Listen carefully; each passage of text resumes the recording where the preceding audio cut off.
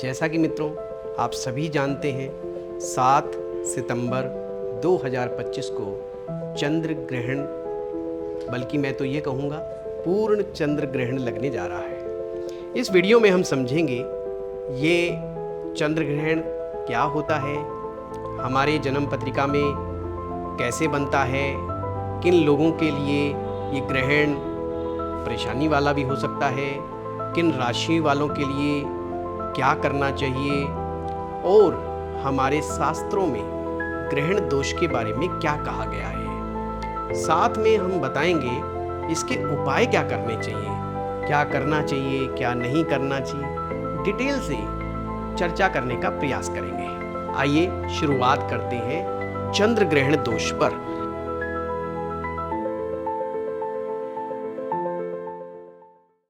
नमस्कार, एस्ट्रो पाठशाला में आप सभी का बहुत बहुत स्वागत है। चंद्र ग्रहण क्या होता है जो कि 7 सितंबर को लगने जा रहा है। सिंपल भाषा में कहें, एक सामान्य भाषा में समझें तो जब पृथ्वी सूर्य और चंद्रमा के बीच आ जाती है और उसकी छाया चंद्रमा को ढक लेती है तो चंद्र ग्रहण होता है। कहने को तो ये खगोलीय घटना है, परंतु आध्यात्मिक दृष्टिकोण से देखें तो ये एक ऐसा काल है जिस काल में यदि कोई व्यक्ति इस समय का सदुपयोग करता है तो अपनी स्पिरिचुअल ग्रोथ के लिए ये समय बहुत महत्वपूर्ण साबित हो जाता है। हर किसी के लिए ये नियम है। दूसरा, वो लोग जिन लोगों की जन्म पत्रिका में चंद्र ग्रहण दोष बना हुआ है, ये चंद्र ग्रहण कैसे होता है, आप अपनी जन्म पत्रिका खोलें और देखें क्या आपकी जन्म पत्रिका में चंद्रमा कहीं राहु के साथ तो नहीं बैठा। अगर राहु और चंद्रमा का मेल यानी दोनों ग्रह एक ही भाव में बैठे हैं, चाहे कोई भी भाव में बैठे हों, कोई फर्क नहीं पड़ता कि कहाँ बैठा है कहाँ नहीं, बस राहु चंद्रमा एक साथ होंगे तो चंद्र ग्रहण दोष हो जाएगा।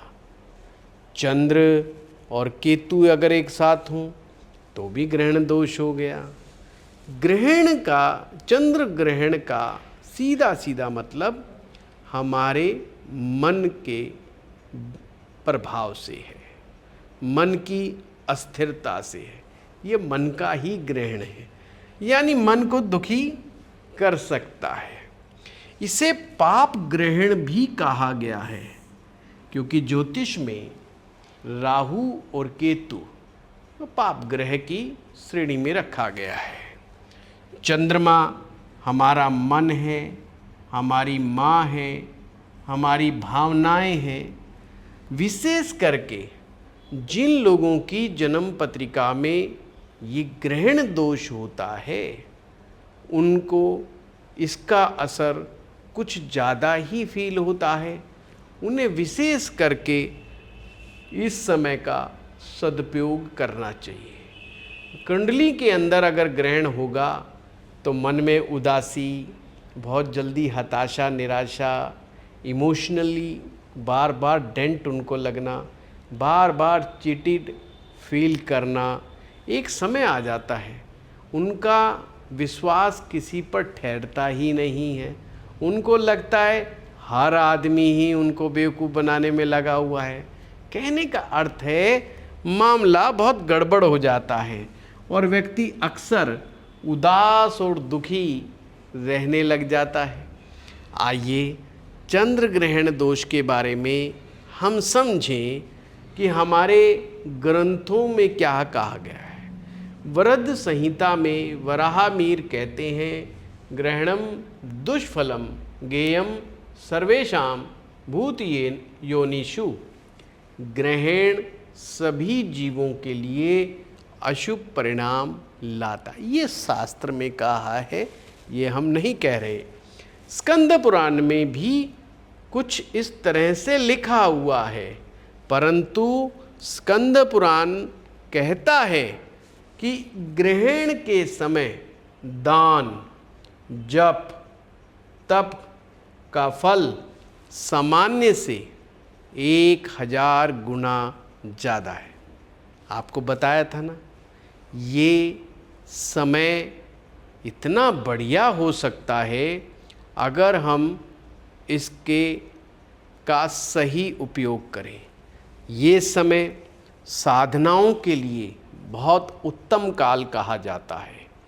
आप किसी देवी देवता की साधना कर रहे हैं और बहुत लंबे समय से आप साधना कर रहे हैं, पर साधना से जैसा आप प्रभाव चाहते थे या जैसा आपका इच्छा थी, कामना थी, उसकी पूर्ति नहीं हो रही है। और कुछ लोग तो मंत्र साधनाओं की सिद्धि में लगे रहते हैं। उनके लिए ये उपयुक्त समय है, ग्रहण के समय। और यदि आप कोई ऐसे स्थान, उपयुक्त स्थान का चुनाव करते हैं, जैसे कोई पवित्र नदी का किनारा या कोई तीर्थ स्थल, वहाँ पर जाकर के यदि मंत्र जप किया जाए ग्रहण काल के समय में, तो बहुत ज़्यादा अनुकूलता प्राप्त होती है। मंत्र की शक्ति कई गुना ज़्यादा प्रभावशाली हो जाती है। हर मनुष्य को इस समय का उपयोग करना चाहिए। कैसे करना चाहिए उस पर भी हम चर्चा करेंगे।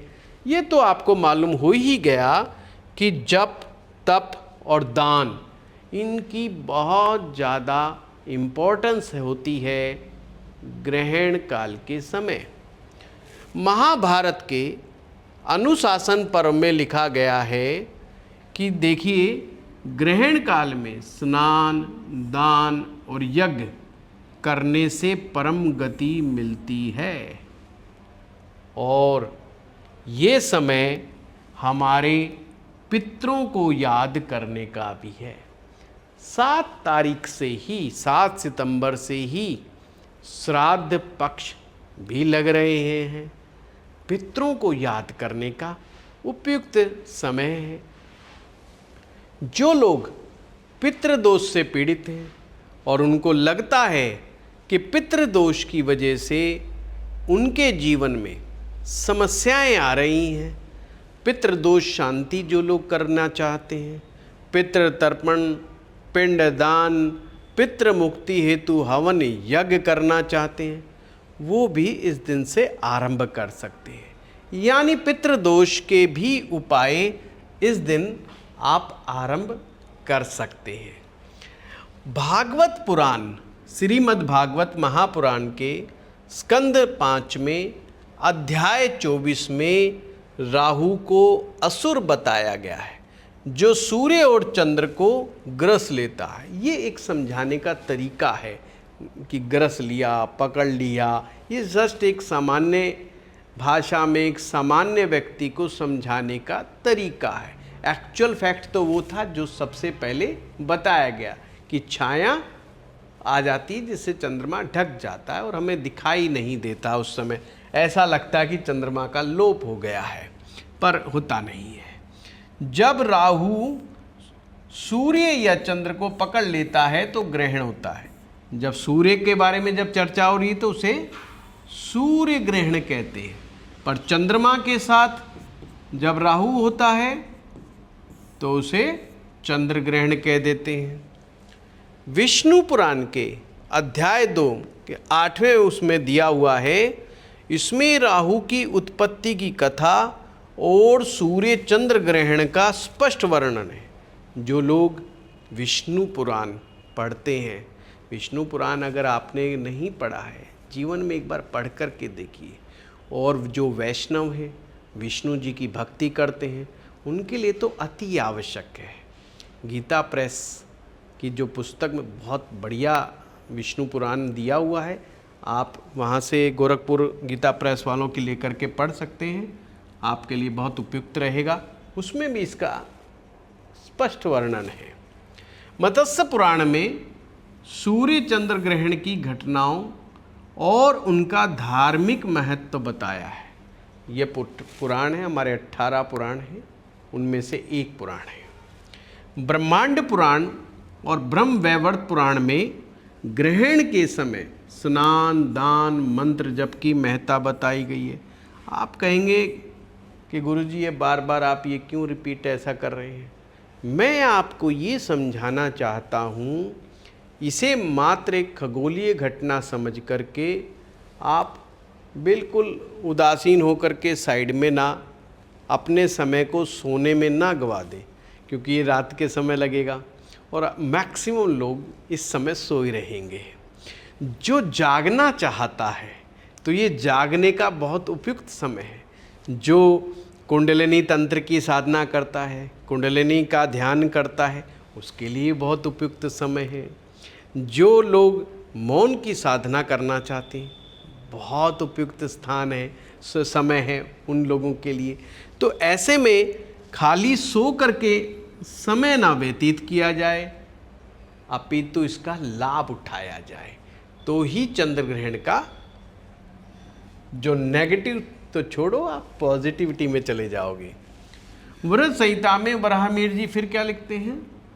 ग्रहण के खगोलीय और ज्योतिषीय दोनों प्रकार के प्रभावों का विस्तृत वर्णन वराहमिहिर जी ने किया हुआ है।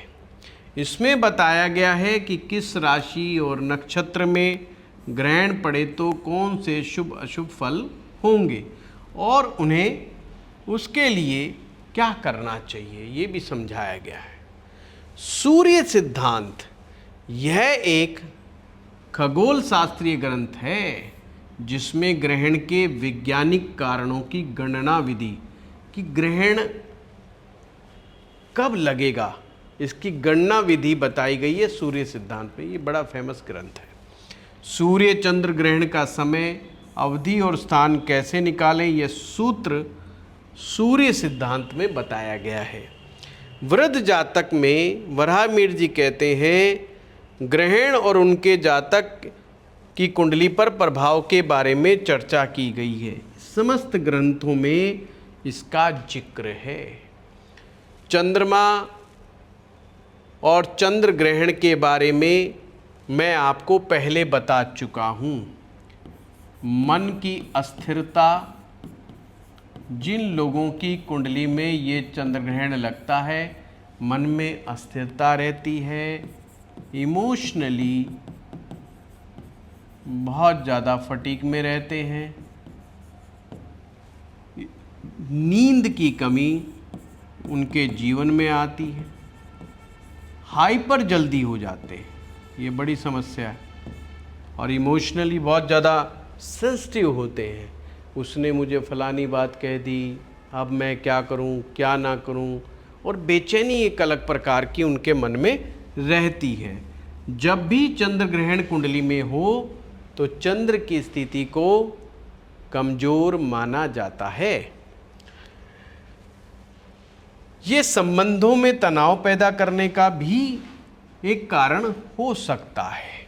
अब आते हैं हम उस बात पर कि ग्रहण आखिर कब से आरंभ हो रहा है। ग्रहण का आरंभ 7:45 सायंकाल इवनिंग को हो जाएगा, परंतु मध्यकाल जो लगेगा 10:30 बजे, और ग्रहण की समाप्ति 1:15 पर है।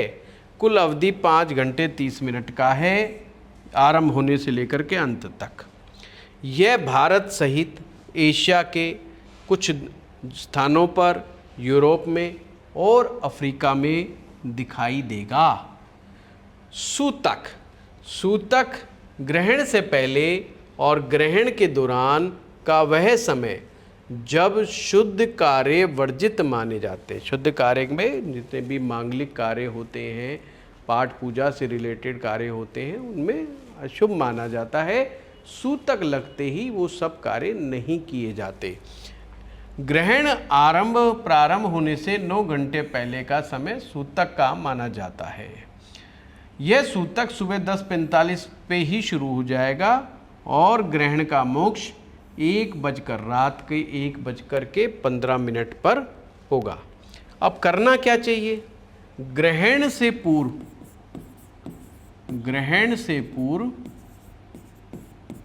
स्नान करना चाहिए और ग्रहण जब समाप्त हो जाता है, ग्रहण के बाद भी स्नान करना चाहिए। यानी ग्रहण लगे उससे पूर्व स्नान करें, ग्रहण जब चला जाए मतलब समाप्त हो जाए उसके बाद भी स्नान करना चाहिए। और ये जो स्नान होता है, जब हम बाद वाला स्नान होता है, ये वस्त्र सहित करना चाहिए। ये वस्त्र उतार करके नहीं, वस्त्र सहित। और अगर आप गंगा जी के किनारे पर रहते हो, वहाँ जा कर के ये इस घटना का आनंद लेना चाहते हो, साधना करना चाहते हो, तो वहाँ गंगा नदी में स्नान कर लीजिए। पर हाँ, देख कर के सोच समझ के, जान का जोखिम ना करें। अगर व्यवस्था ठीक ठाक हो तो ही ऐसा करें, कोई हड़बड़ाहट ना करें। अपने घर में बैठ कर के भी गंगा जल अपने स्नान वाले जल में मिला करके वैसे ही स्नान का आनंद ले सकते, पर वही विधि को घर में दोहरा लीजिए। बस घर में भी अगर बैठ कर के आप ध्यान, स्नान इत्यादि करते हो, वो भी लाभ देते हैं। महत्व उस काल का, उस समय का है। स्थान से भी ज़्यादा बड़ा महत्व है उस दिन।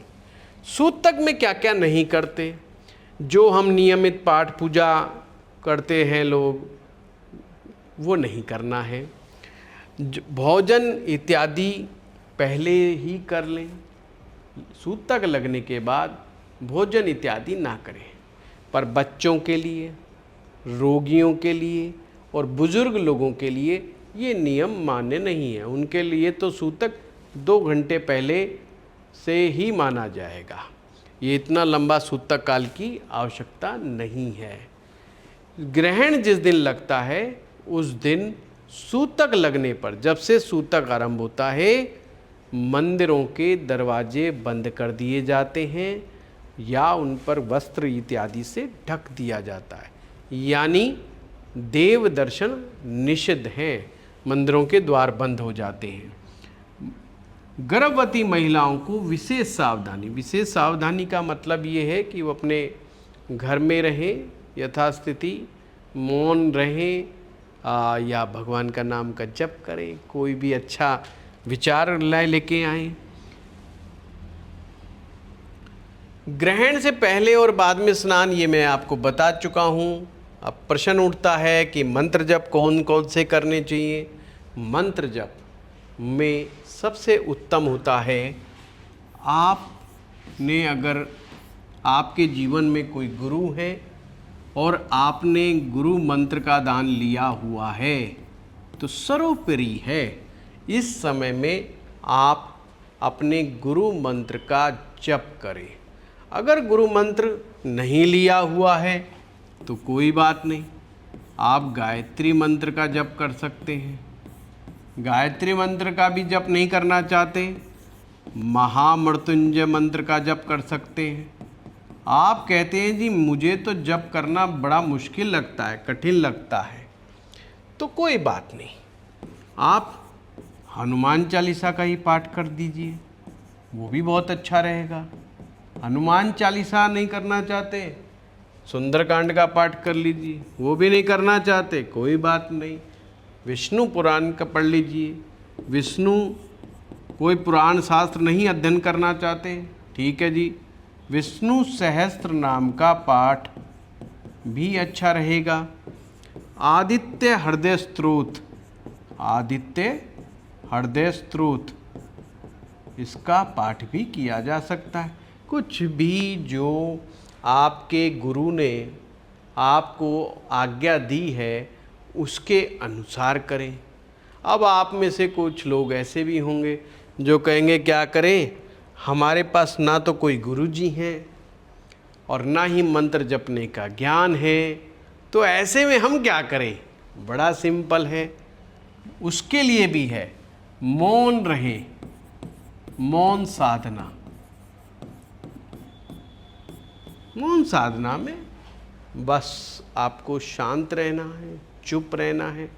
और अगर आप अपने विचारों को भी कुछ हद तक शांत कर पाएँ तो मौन का महत्व तो कई गुना बढ़ जाएगा। जो लोग मौन का अभ्यास करते हैं उन्हें ही तो मुनि कहते हैं। चलो, क्या नहीं करना चाहिए? भोजन इत्यादि ना करें, ये मैं बता चुका हूँ। अब हम आते हैं, हमारी बात चल रही थी कि मौन का अभ्यास वो लोग कर सकते हैं। धीरे धीरे प्राणायाम, बहुत स्लो प्राणायाम करके, मेडिटेशन यानी हल्का प्राणायाम करके मेडिटेशन, किसी भी प्रकार का ध्यान, जी हाँ, जो भी आपको ध्यान विधि आती है वो ध्यान विधि कर सकते हो, जो भी सीखी है आप। अगर अभी समय है, ध्यान विधि को और सीखना चाहते हो तो विज्ञान भैरव तंत्र में 112 के लगभग ध्यान विधियाँ दी हुई हैं। उस सभी के लिए सारी विधियाँ नहीं है, आप उसमें धीरे धीरे ट्राई करो कौन सी विधि आपको अच्छी लगे, जो विधि आपके लिए सबसे ज़्यादा सुटेबल हो, बस उसको दैनिक दिनचर्या में शामिल कर लीजिए। मामला तो हमारे ब्रेन को रिलैक्स करने का है, मामला तो अपने मन को शांत करने का है, मामला तो एक परम स्थिति तक पहुंचने का है। आपके पास कई रास्ते हो सकते हैं, कई मार्ग हो सकते हैं। अब चलो जी, हम चर्चा करें कि भाई कुछ लोग कहेंगे कि साहब मेरी तो मेष राशि है, मेष राशि है पर चंद्र ग्रहण मेरी कुंडली में नहीं लगा हुआ, तो क्या करें? मेष राशि वालों को इस दिन क्या करना चाहिए? ओम नमः शिवाय। जब आपकी जन्म पत्रिका में चंद्रमा नंबर 1 की राशि में बैठा हो, चंद्रमा जब नंबर 1 की राशि में बैठा हो तो समझो आपकी मेष राशि है। मेष राशि वालों को हो सकता है चंद्र ग्रहण वाले समय में इनका प्रभाव में मानसिक तनाव, गुस्सा, पारिवारिक अशांति ऐसा महसूस हो। पर ये कुछ ज़रूरी भी नहीं, हर एक के साथ ये ज़रूरी नहीं, क्योंकि ज्योतिष में कई परमुटेशन कम्बिनेशन देखे जाते हैं। अगर आपकी मन स्थिति मजबूत है शुरू से ही, हो सकता है इसका प्रभाव बहुत कम पड़े। परंतु ओम नमः शिवाय का जप ये मेष राशि वालों के लिए उत्तम है। और हाँ, दान, चंदन, दूध और चावल का दान। आप में से बहुत सारे लोगों का ये प्रश्न होगा कि गुरुजी ये दान कब करें? ग्रहण से पहले के मध्यकाल में के मोक्ष के समय? नहीं, सिंपल है, उस समय आपने नहीं करना, सिर्फ दान का संकल्प लेना है। जो वस्तुएं आपकी राशि के हिसाब से आपको बताई जा रही हैं वो संकल्प आपने लेना है। आप में से कोई लोग कहेंगे जी हमारे पास तो जन्म पत्रिका ही नहीं है, हम क्या करें? उनके लिए भी विधान है। उन्हें अपने, सिंपल सी बात है, उसके लिए चंद्र ग्रहण के समय अपने वजन के बराबर, इक्वल टू वेट, वैसे तो इसे कोई भी कर सकता है जिसकी कुंडली में भी चंद्र ग्रहण दोष लगा हुआ है। वजन के बराबर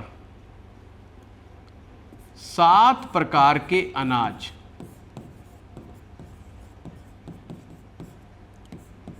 7 प्रकार के अनाज, थोड़ा सा सोना, थोड़ा स्वर्ण और देसी घी और नीला या काला कपड़ा या दोनों ही, ये सब चीज़ मिला करके आप दान कर सकते हैं। उस समय क्या करना है, या तो ये सारा सामान आप पहले ले आओ घर पर, और नहीं भी लेके आने की कोई ऐसी आवश्यकता नहीं, मन में संकल्प कर लो, हाथ में जल लो, अपना नाम लें, अपने पिता का नाम लें, अपने इष्ट का ध्यान करें, अपना गोत्र बोलें और मन से कहें कि मैं ये सब चीज़ें दान करना चाहता हूँ, जो भी आप करना चाहते हैं, और संकल्प छोड़ दें, यानी कि जल छोड़ दें, धरती पर छोड़ दें। अपने इष्ट से प्रार्थना करें कि जो मैं ये करने जा रहा हूँ आज के दिन, इसमें आप मुझे सफलता प्रदान करें। जो भी आपके इष्ट हैं उनका ध्यान करना, अपने गुरु को प्रणाम करें, गुरु से आशीर्वाद लें मानसिक रूप से। ज़रूरी नहीं कि गुरु जी के पास जाएं रात को, हैं, तो आप बस मानसिक रूप से आपको ये करना है।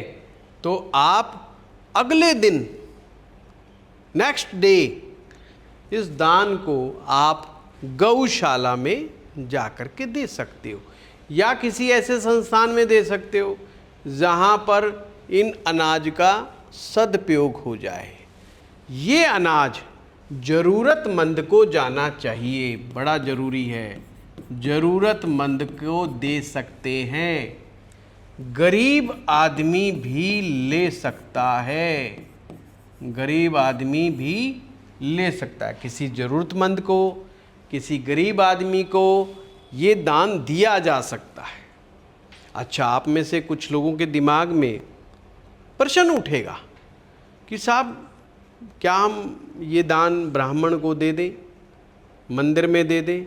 नहीं, ब्राह्मण को और मंदिर में ये दान नहीं देना। ब्राह्मण को ये दान भूल करके भी नहीं देना होता है, नहीं तो ये ब्राह्मण के लिए भी हितकारी नहीं, और आप लोगों को भी इसका कोई खास लाभ नहीं होगा, अपितु दोष लगता है। तो ये ज़रूरतमंद को जाना चाहिए। तो ये वाली विधि कोई भी व्यक्ति कर सकता है। कोई मानसिक कष्ट हो, कोई शारीरिक कष्ट हो, कुंडली में चंद्र ग्रहण हो या ना हो, वो व्यक्ति कर सकता है। असीम शांति का अनुभव महसूस होगा, करके देखिएगा, आनंद आएगा। और क्या कर सकते हैं हम? वृष राशि वालों के लिए क्या संदेश है? उनके स्वास्थ्य में उतार चढ़ाव, आर्थिक चिंता उनको लग सकती है। जिनका कुंडली में चंद्रमा 2 नंबर की राशि में, उनकी वृष राशि होती है। उपाय में, क्योंकि चंद्रमा वृष राशि में उच्च के होते हैं, आप यदि चंद्रमा का मंत्र करें, ओम श्राम श्रीम श्रोम सै चंद्राय नमः, इसका कितने मिनट जाप होना चाहिए? वैसे तो मैं कहूँगा जब तक ग्रहण मोक्ष ना हो जाए, ग्रहण का मोक्ष ना हो जाए, ग्रहण के आरंभ होने से लेकर के मोक्ष तक आप ये कर सकते। आप में से कहेंगे जी ये 3 घंटा बैठना तो मस्त की बात नहीं, कोई बात नहीं, कम से कम 30 मिनट इस मंत्र का जप कर लीजिए। और बाकी अन्य चीज़ें कर सकते हैं आप, ऐसे में भजन कर सकते हैं आप, जो भी आपको अच्छा लगता है। हाँ, नाम जप भी इस समय बहुत महत्वपूर्ण है। नाम जप, आप नाम जप में बिल्कुल कंजूसी ना करें, शांत बैठ जाएं, बेशक अपने घर में ही बैठ जाएं। आप चाहे राम राम राम राम कोई भी जप कर रहे हैं, राधा राधा राधा, विष्णु विष्णु विष्णु, हरे कृष्ण हरे कृष्ण हरे कृष्ण, कोई भी नाम जप, राम कहें चाहे कृष्ण कहें, जो भी आप नाम जप करते हैं, जो भी नाम जप आपके गुरु के द्वारा निर्देशित है, वो नाम जप भी ग्रहण के समय उत्तम फलदायी है।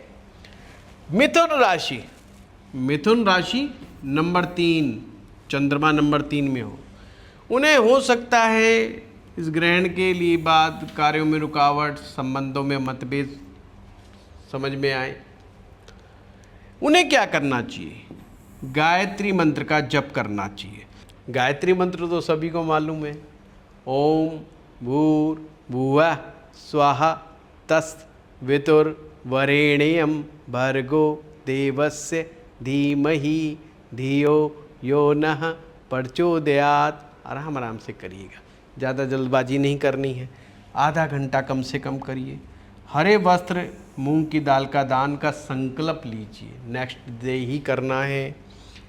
गायत्री के जो साधक हैं, माँ गायत्री के साधक हैं, गायत्री परिवार से आपका संबंध है, तो आप लंबे समय के लिए भी गायत्री मंत्र का जप कर सकते हैं। वैसे हमारे देश में परंपरा है, मैक्सिमम गुरु जब गुरु दीक्षा देते हैं, मंत्र दीक्षा देते हैं, उसमें गुरु मंत्र में गायत्री मंत्र दे देते हैं। गायत्री मंत्र मंत्र राज है, इसका बहुत बहुत सुंदर प्रभाव हमारे जीवन पर पड़ता है, हमारे मन पर, हमारे शरीर पर, और दुष्ट ग्रह का भी असर कम हो जाता है।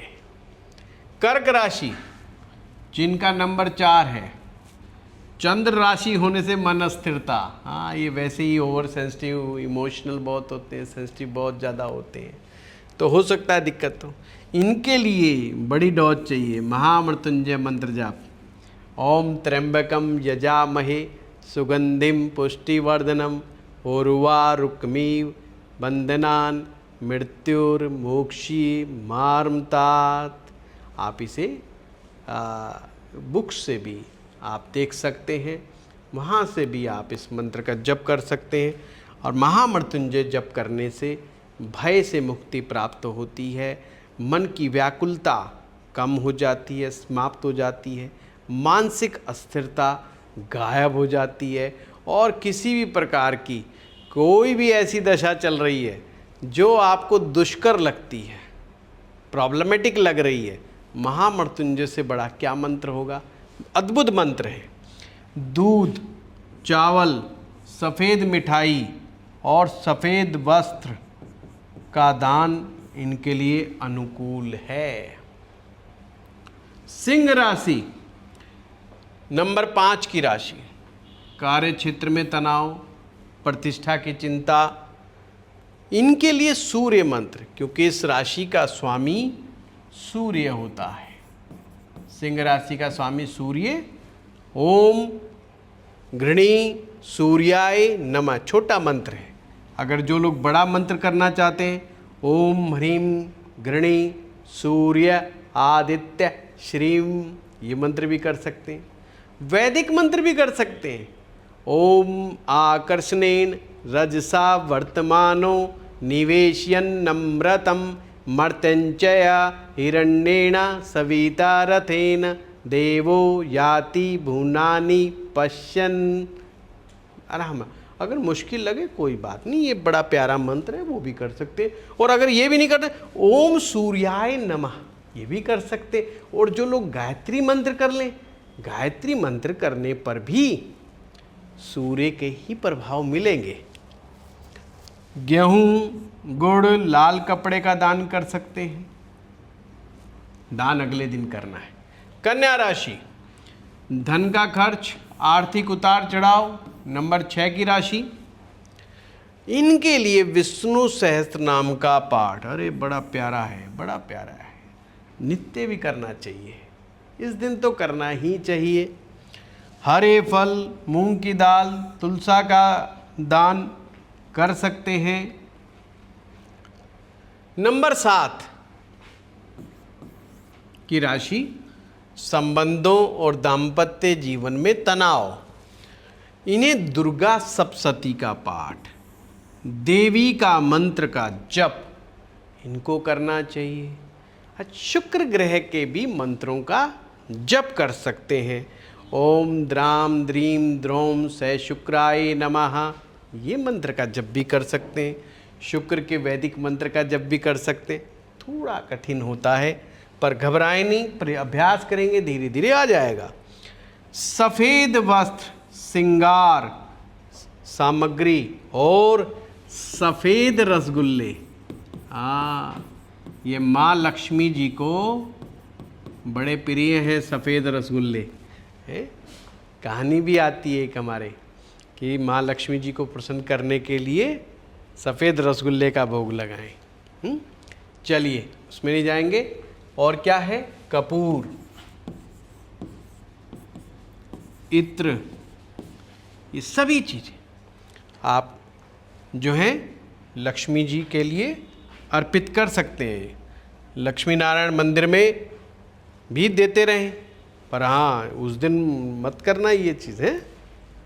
चलिए वृश्चिक राशि, नंबर 8 की राशि, इनको हेल्थ का बड़ा ध्यान रखना है, पेट संबंधी परेशानी हो सकती है। ओम नमो भगवते वासुदेवाय, इस मंत्र का जप इन्हें करना चाहिए।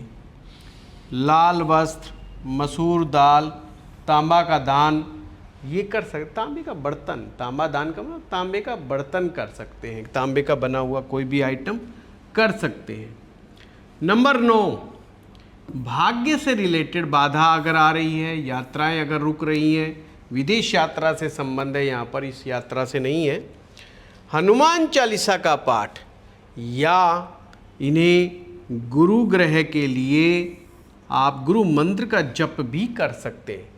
ओम ग्राम ग्रीम ग्रोम सै गुरुवे नमः, इसका भी नाम कर सकते हैं। पीली वस्तुएं, हल्दी, चना दाल दान कर सकते हैं। मकर राशि, नौकरी में यदि व्यवसाय में रुकावट आ रही है तो आपको ओम नमः शिवाय का पाठ करना चाहिए या शनि ग्रह के मंत्रों का जप। ओम प्राम प्रीम प्रोम सै शनेचराय नमः, इस मंत्र का जप भी कर सकते हैं आप। इसमें काला तिल, काला कपड़ा, लोहा से संबंधित दान, काले उड़द की दाल, काला चने की दाल, सरसों का तेल, लोहे से बनी हुई चीज़ें, वस्तुएं, काले कपड़े, ये सब दान किया जा सकता है। ज़रूरतमंद को आप दान कर दें। कुंभ राशि, नंबर 11 की राशि, लाभ में कमी यदि महसूस हो, काल भैरवाष्टकम का पाठ उत्तम है। इनमें भी आप चाहें तो गरीबों के लिए नमकीन चीज़ों का दान कर सकते हैं। खिचड़ी का दान भी इसमें उपयुक्त रहता है। खास करके उड़द दाल की बनी हुई जो खिचड़ी होती है, काले जो दाल होती है, उसकी खिचड़ी उपयुक्त रहती है। मीन राशि, नंबर 12, परिवार और स्वास्थ्य की चिंता। ओम नमो नारायणाय, इस मंत्र का जाप बहुत उत्तम रहता है। केले, पीला वस्त्र, चने की दाल का दान उत्तम रहता है, ये भी आप संकल्प कर सकते हैं। आपके सामने मैंने हर राशि से रिलेटेड आपको उपाय बताए हैं।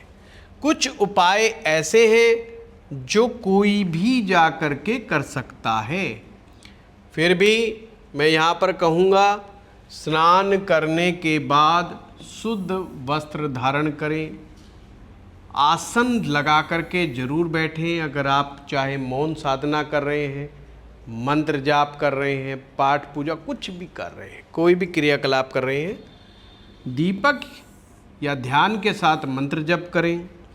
यदि संभव हो तो चंद्रमा की ओर दृष्टि रखें, यानी ग्रहण समाप्ति के बाद पुनः स्नान व दान करें। ये बात मैं आपको पहले भी बता चुका हूँ। चंद्र ग्रहण केवल खगोलीय घटना नहीं है, बल्कि आध्यात्मिक साधना का अवसर है। यह समय है मन के विकारों को त्याग कर आत्मचिंतन करने का। ग्रहण काल है नकारात्मकता का अंत, आध्यात्मिक उत्थान का प्रारंभ। ये आपको इस अवसर का सदुपयोग करना चाहिए। आप वैष्णव हैं, गर्गरस्थ हैं, सन्यासी हैं, तांत्रिक हैं, मांत्रिक हैं या नास्तिक हैं, मैंने हर किसी के लिए कुछ न कुछ बताने का प्रयास किया है। हमारी टीम ने भी इसमें बड़ा सहयोग दिया है, उनका भी धन्यवाद। आपको ये वीडियो कैसा लगा? और 7 सितंबर याद रखना चंद्र ग्रहण का समय है और पितृपक्ष का आरंभ है। इसका उपयोग सही तरह से करें। आज का ये वीडियो कैसा लगा कमेंट बॉक्स में लिख करके ज़रूर बताएं और सभी परिवार वालों को ये वीडियो शेयर करें। धन्यवाद।